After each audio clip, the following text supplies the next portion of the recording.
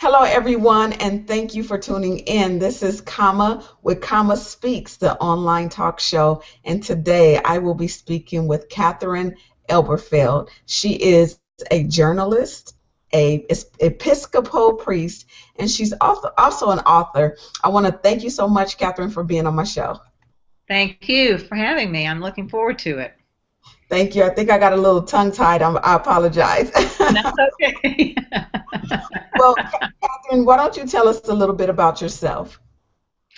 Well, as you mentioned already, I am an Episcopal priest. I have served in parishes in the Northern Virginia area, and now that I'm in Georgia, I'm with a church in a nearby town called Roswell, Georgia, St. David's Episcopal Church.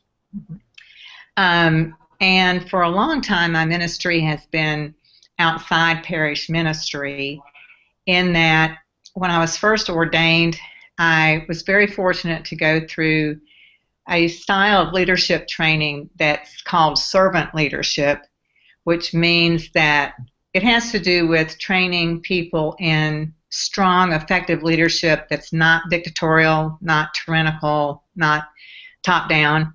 It's more collaborative, and it's frankly more fun and more productive than like a dictatorial stance. And that just really lit me on fire. I went through that training lickety-split, whereas most normal people would go through a phase and wait a while and go through another phase, but I just kept at it.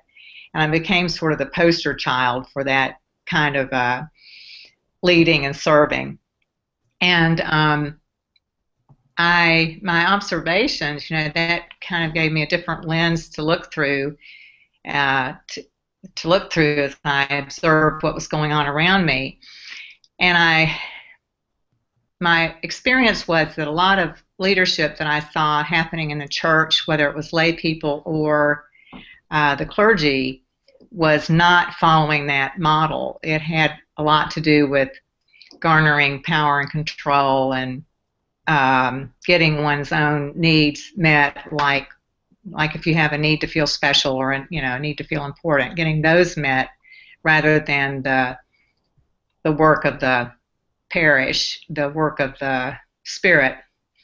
And so I felt led to establish a center where people would be paid to get up every day and come to work and help to spread the word about servant leadership, for one thing, to educate people about what it is, what it isn't, but also to train people in how to be a servant leader. We're very practical in our orientation. We're kind of over talking about it and want to equip people who are interested in this way of living and being. We want to equip them with the skills that they can put to use and make it happen in their own lives. And the organization is a nonprofit. It's called the Gabriel Center for Servant Leadership, and I established it in Virginia in 1988. So we've just passed our 16th anniversary, and it's been a great ministry. I have just absolutely loved it, and we have been able to reach out to a lot of people and help them on their journey. Just a little over a year ago, my older son, Mark, became the president of the Gabriel Center, for which I'm giving thanks every day. And so I'm out from under the heavy responsibilities, making sure that the nonprofit is okay and that this is happening and that is happening. Uh-huh. So now I'm able to circle back to focus more on my writing. I've been writing since I was 5. The first publication, if you want to call it that, was when I was in the first grade. My mother helped me, and we took a few short stories that I had written in a spiral notebook and pencil, and somebody typed them up, either my mom or my dad, and then Mother helped me combine them into a little book that was bound in green construction paper. And you may be too young to remember tempera paint, but we used to paint in tempera paint a lot when we were that age. And in red tempera paint, it says "Made Up Stories" with a hyphen, "Made hyphen up stories." probably by Katie Folkley, and Little Red Bow, and I gave those to several of my friends for their Christmas gifts. And even as an adult, particularly one of my friends' mothers would refer to those short stories that I had given her daughter when we were in the first grade. And and my first career was in journalism, as you mentioned, and then I've also written quite a bit of fiction. When some years ago, I wrote a novel, which is called The Lady of the House, and it was published by Fithian Press, which is out your way. It's in McKinley, California. Okay. Or McKinleyville. Is there a McKinley or McKinleyville, California? Fithian Press. They published it in the spring of 2013. Mm-hmm. And it is about a woman who you learn is, in the first sentence, you learn that she was suddenly widowed, and she was 52, and that jolt in her life gave her an opportunity to start reflecting on how she came to be the woman she is. She is suffering deeply from regret over decisions that she's made in her life. So she takes this opportunity to try to figure out why she made those decisions in the first place, and why did she become the person that she was. And so the book doesn't go in chronological order. She just allows her memories to surface whenever they want to, and she just trusts that she will find the common theme or the thread that goes through all of them, and with the hope and the trust that she will eventually see the pattern and see what it was. So it's a psychological journey. It's a spiritual journey. I think a lot of us have those kinds of times in our lives when we're just jolted out of our regular existence, and we take time to say, okay, so how did I get here, and where can I go, how can I go forward? And there's some mystery in it, because you don't know where she's gonna end up, and there's nostalgia in it, there's a romance in it. And I was very thrilled to find Fithian Press a couple of years ago and to have it appear on their list. Also, some time ago, I wrote a collection of short stories, mm-hmm. and Fithian is going to publish those in the spring of 2015 under the title Make Yourselves at Home and Other Stories. So I'm looking forward to seeing those have a home. A couple of them were published some years ago in a literary magazine in Kentucky. So it'll be fun to see them resurface, and then to have their companion stories along with them. Yeah, well, while I'm hearing about The Lady of the House, it makes me just think about just life situations in itself, whether it's a death or just maybe somebody really hard on their, I don't like to use luck, but when they're hard and they're down, they just don't know where to go, and you have to reflect. Something that actually I've just dealt with fairly recently. I've been down to nothing, and it was a choice of whether I want to live or die, and I had to make a choice. So I reflected on things, and then decided, you know what, this is what I'm going to do to make things happen. And that's what where it sounds like is very helpful, because there's a lot of people out there, they just don't know. They don't know, So what a great book that's needed, definitely needed. Thank you. And it sounds as if you figured out who the lady of your house is. Yes, I have, and it's definitely something that a lot of people don't understand, mm-hmm. that they need to do. We have to sometimes sit back and reflect. Now, going back to what you said you've been writing since you were 5, and that's one of the questions I always ask, because I'm big with entrepreneurship, and I believe that it starts as when we were born. There's something when we were younger. Yeah. It may take a while, but you said at 5 years old you were writing. Mm-hmm. What was that like at 5 to decide to write? Because there's kids that's writing, but it's just something they do because they have to. So what was that like at 5 years old? Yeah. wanted to write. Exactly. Well, I often laugh and say that in our family we have ink in our veins instead of blood in our veins because I'm the fourth generation writer in our family, and my older son is the fifth generation writer. My great grandfather and grandfather and dad were all in the newspaper business, and they were owners and publishers, editors of the the newspaper in the town they lived in. For example, I grew up in Gainesville, Georgia, which is just northeast of Atlanta, and Daddy was the publisher of the Gainesville Times for 16 years. And so I think that I was sort of born with the writing gene in that respect, that it just was.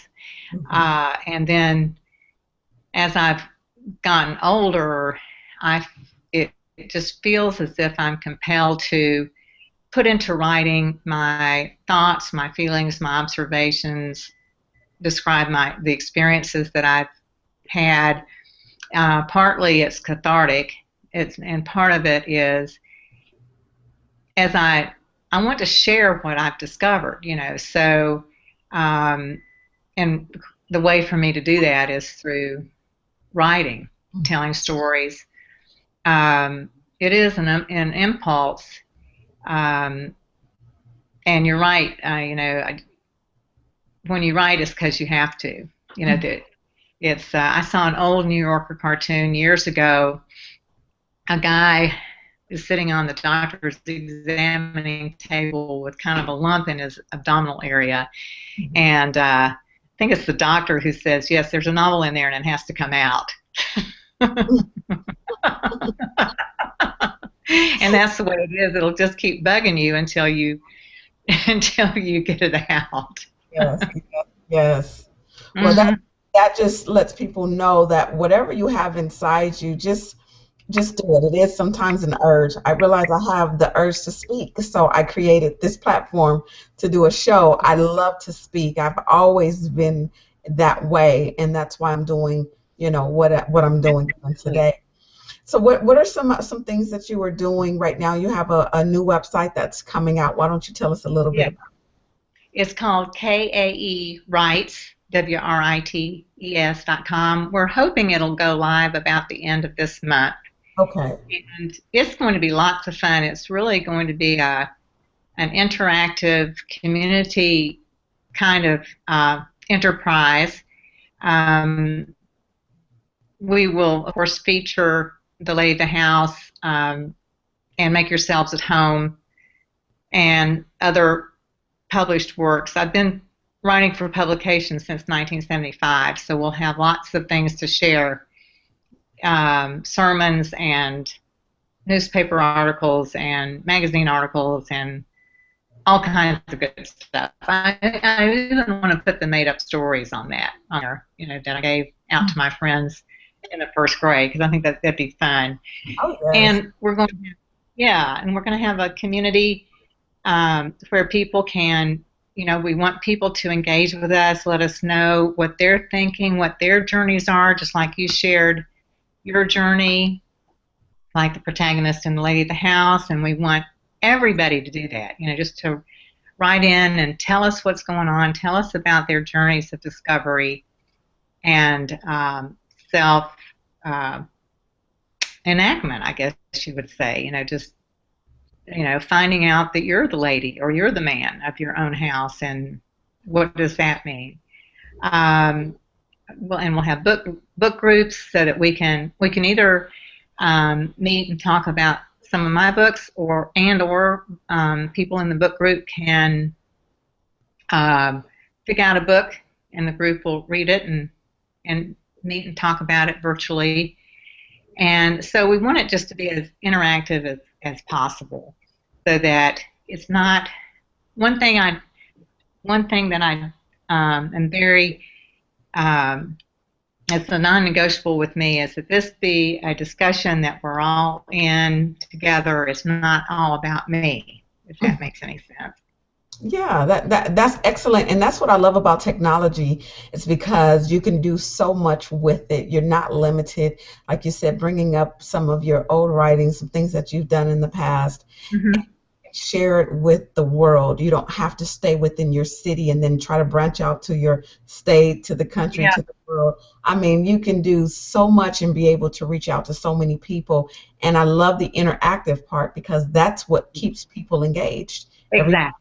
We're blogging, we're on Facebook, we're doing, all types of things, but to be able to go to a website where things are interactive and you can meet people of like kind, it makes life so much easier, That, to be able to balance and be able to, keep focus, which is, I think, exactly. it's going to be great. It's going to be great.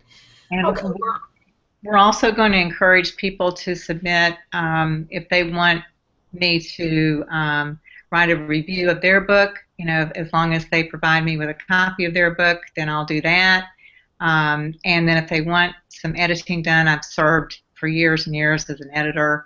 So if they were working on a short piece, say a short story or meditation, anything like that, they could send it to me and I could edit it. We'll list out my credentials so they'll know that they can trust me to do a good job with it. And I'll charge for that service, but everything else, the book groups and the reviews and all that, we'll just do as a community. And I Yeah. think it's going to be really fun. Oh yeah, and you have to get paid. You still have to get Yeah. paid. I still have, even writers have to eat. Yes, yes, yes. Definitely, but I love the vision. I love what you're doing. How are some ways they can get in contact with you?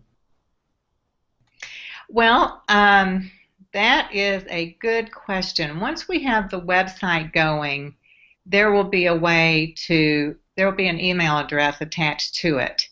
Um, and what we could do, would it work for us to just let you know once we go live? Yeah, And then you could maybe let let your followers know that it's live and then they can reach us that way. yes. And what I'll do, because I can once you get me the information, I'll post this video on my actual website, and that way all the information they can go directly to you Perfect. via the website and via the video. So they'll still be able Yep. to see the video. So Wonderful. yeah, 'Cause so that's what we want. We want, exposure, more exposure. the more the merrier, because like you said, that the engagement is what's so fun. It's Yes. just so fun. Yes, yes, and what I did, for those that are watching via Google Hangout, her information, if you want to like her page on Facebook, it's called The Lady of the House on Facebook. You can just click here, go directly there, and like her page, and be able to follow her on her journey and what's going on, and keep updated. It'll also be on my website, all the information as well. Also on my what I'm on now on my YouTube page. It's there, my Google Plus, everywhere I am, it'll be as well. I want to thank you so much, Katherine, for being on. Is there anything you want to leave my guests before we end? Just that we're I'm all sorry, on my audience. I said my guest, my audience. just that we're all on a journey. You just spoke about it. I'm on a journey. You're on a journey. We're all on a journey, and let's do it together. Yes, yes, I love that. I love that. Let's do it together. And for those that are watching, yes, please support. Make sure you go to our website and visit. It doesn't hurt to try something once, and check it out, especially if it's something that you're doing. And she's doing the editing, helping you out with your books and everything. So make sure you check her out. Also, if you want information about me, you can go to my website, which is commaspeaks.com. That is commaspeaks.com. Thank you all for watching Comma Speaks with Katherine, and you guys make it a great day.